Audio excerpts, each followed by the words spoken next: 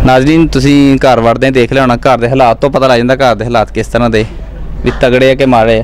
तुसीं हालात देख रहे हो मकान दी छत्तां भी कोई नहीं। आओ तुहानूं अगे दिखाने कि मकान के किस तरह के हालात ने। यह देखो अगे मकान जिहदियां छत्तां कोई नहीं माड़े इंतहाई गरीब जे लोग ने। बाकी उन्होंने गलबात भी करते हैं। आप थोड़ा क्लोज करके दिखाने असीं एक छत ही होंदी बंदे को इन्हां को छत भी पूरी नहीं। शायद उधर किचन बने अंदर छत्तां बिल्कुल खस्ता हालत का मकान बिल्कुल। इन्हां दा किचन आ अग बालते गैस ही शायद पिंड शायद लेकिन गैस लग इधर मीटर कट्टा गया शायद इस हालात की वजह तो मीटर भी कट्टा गया। तो दीवारां तुसीं देख सकते हैं। दिखाने का मकसद यही कि तुहानूं हकीकत नज़र आए कि वाकई जरूरतमंद लोग ने किन्ने क परेशान ने। चुल्हा भी बहुत दिनों का लगता अग बंद पई है। अजकल तो बालन पूरा करना औखा। आ वेखो हालात तवियां दे हालात देखो इन्हां दे। बाकी दीवारां देख सकते हो सारा कुछ तुहाडे सामने ही है। यही हकदार लोग ने जिन्हां नाल तावन करना साडा बनदा। बाकी असीं हुण अपनी भैन नाल गल करदे जाके। नाज़रीन जिस तरह तुहानूं असीं घर दे हालात दिखाए एक दो मकान उन्होंने एक की छत भी कोई नहीं एक की छत इंतहाई खस्ता हालत के अंदर। तो वाशरूम देखा वाशरूम का भी दरवाज़ा तक भी कोई नहीं। थले कच्ची जगह है। गैस इस घर कोई नहीं वो भी शायद इस वजह तो कट्टा गया कि बिल नहीं भरया गया इन्हों को। तो एक नलका मोटर छोटी जी है। बहुत ही खस्ता हालात मकान के। हुण साडे नाल साडी भैन मौजूद ने भैन नाल गल करदे भी की मसला होया की खर्चा है घर का की परेशानी है कि इस घर के हालात क्यों इन्ने खराब ने। अस्सलाम वालेकुम। वालेकुम अस्सलाम जी मेरी भैन तुसीं ये दस्सिओ कि की मसला है हालात इन्ने खराब क्यों कोई कारोबार कोई की मेन प्रॉब्लम तुहानूं किहड़ी। भाई मियाँ मेरे बीमार हो गए सी हार्ट अटैक होया उन्होंने तो काम कर नहीं सकते तो मैं मेरी मजदूरी करनी अपने बच्चे पालती हालात। किन्ने बच्चे अच्छा 3 बेटे है मेरे पढ़ाइयां तो हटा दिते सी काम कुम करदे ने नाल मेरे।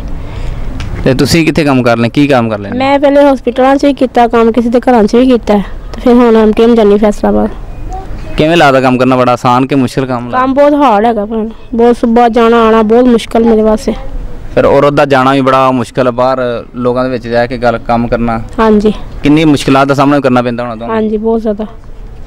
ते अजकल लोग दिंदा कोई नहीं लेकिन काम करदे नूं गल्लां ही बथेरियां बहुत ज़्यादा गल्लां होंदियां लेकिन अखराजात पूरे नहीं होंदे। इन्ना कुछ सुन के भी फिर बच्चों वास्ते निकलना पैंदा। किन्ना तुसीं कमा लैने मिल च जा जो के 5 ਤੋਂ 6 हज़ार तक। ते अपने घर का खर्चा तो बहुत सारा किन्ना खर्चा अंदाजा तुहाडे अंदाजे मुताबिक जिहड़ा गुजारा हो सके तुहाडा। 15 ਤੋਂ 20 हज़ार होवे तो ईजीली बंदा कर सकता है लेकिन इन्ने हुंदे नहीं बिल भी आ जाते हैं कोई बच्चा बीमार कोई। ते मियाँ तुहाडे दा इलाज वगैरह ਉਹਦਾ ਵੀ ਖਰਚਾ ਹੁੰਦਾ ਹੋਣਾ ਕੋਈ ਨਾ ਕੋਈ। हाँ जी खर्चा है अगले किसी वेले दवाई खाते हैं किसी वेले खाने नहीं मिलती है उन्हों का भी डर आ मसला बहुत ज़्यादा सानू। इन्ने मुश्किल हालातों के अंदर रब नाल की गल्लां करदे हुंदे जो परेशानी आंदी फिर बच्चे बहुत डिसाइड हो जाते हैं बच्चे परेशान जो देखती हैं फिर यही होंदा कि या फिर हालात सीधे हो जाते या फिर की हुण कह सकने अल्लाह बेहतर जानदा सारा कुछ। इदां दा कोई एक वक्त दसना कि तुहाडे इन्ना मुश्किल वक्त आया इन्ना परेशानी का वक्त आया तो तुहानूं इंतहाई उदों तुहाडा एंड हो गया यानी कि रोना शुरू करता रब को दुआ की कोई ऐसा एक वाक़या सुनाओ अपने। बच्चे छोटे से ना जो खाने मिला उन्होंने कुछ नहीं मिला तो उन्होंने यही सी कि असी या फिर कोई चीज़ खा के असी मर जाने फिर उस वक्त मेरा ना मैं खुद निकली कि बच्चों के बाद कुछ नहीं है कि बच्चे चले गए तो फिर रब को की हमेशा दुआ करने रब को तो इन्हों की तंदुरुस्ती मंगनी तो नहीं हक ला अल्लाह मियाँ दवे असी मैं मायूस हो भी जानी किसी वेले तो किसी वेले नहीं कि नहीं अल्लाह मियाँ बेहतर जानता सारा कुछ लेकिन ज़्यादा बहुत ज़्यादा तंग हालातों असी गुजरे हैं हले भी गुजरते पे हैं।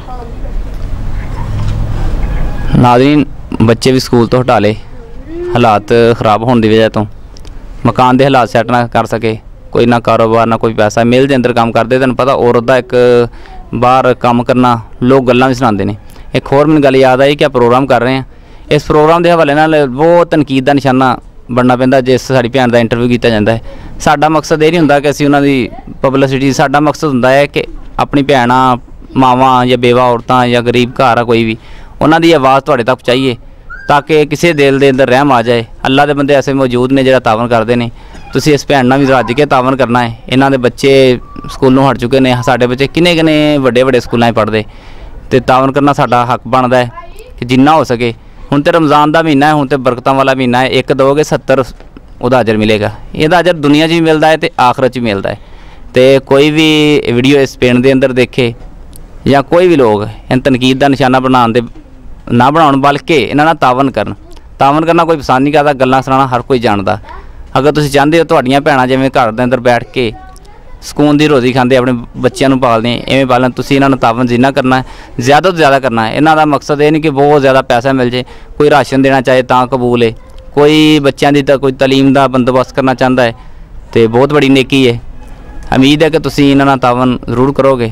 ਆਖਰ ਤੇ ਇਹਨਾਂ ਕੋਲੋਂ ਕੋਈ ਆਵਾਮ ਦੇ ਅੱਗੇ ਕੋਈ ਅਪੀਲ ਕਰਨਾ ਚਾਹੁੰਦੇ? ਬਸ ਇਹੀ ਇਹਨਾਂ ਵਾਸਤੇ ਇਹਨਾਂ ਦੇ ਅੱਗੇ ਅਪੀਲ ਹੈਗੀ ਮੇਰੇ ਕਿ ਮੁਸਲਮਾਨ ਭੈਣ ਭਰਾ ਦੇ ਹਿਸਾਬ ਨਾਲ ਮੇਰੇ ਬੱਚਿਆਂ ਦਾ ਯਾਨੀ ਕਿ ਰੋਜ਼ਗਾਰ ਵੀ ਸਿੱਧਾ ਹੋ ਜਾਏ, ਯਾਨੀ ਮੈਂ ਵੀ ਮੁਸ਼ਕਿਲਾਂ ਦੇ ਹਾਲਾਤਾਂ ਜੋ ਜਿੰਨਾ ਹੋ ਸਕਦਾ ਇਹਨਾਂ ਕੋਲ ਕਰ ਸਕਦੇ ਨੇ, ज़्यादा नहीं। ठीक है नाज़रीन, अब तक इजाज़त दो, मिलेंगे इंशाल्लाह फिर किते अगले प्रोग्राम नाल। एक गल नहीं भुलनी, वीडियो शेयर करनी है और तावन लाजमी करना है।